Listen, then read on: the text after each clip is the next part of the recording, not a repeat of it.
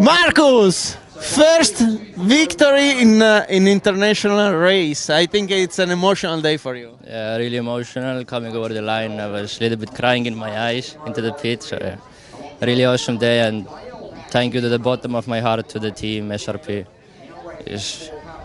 I remember you from 2020 in Portugal for the World Championship, and you did an amazing race in that day. And you retired at the end, or no? You got the top 10.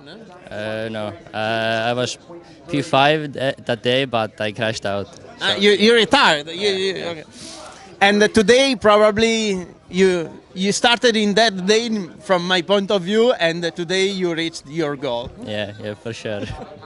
It's a very, very awesome day, and I'm really thankful to everybody who supported me and the whole team, SRP, Maranello.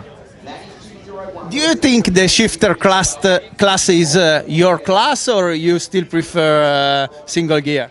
I think I like shifter more. Okay. Yeah. More powerful. Yeah. Of course. Congratulations. Well done. Thank you so much. Bravo, Markus.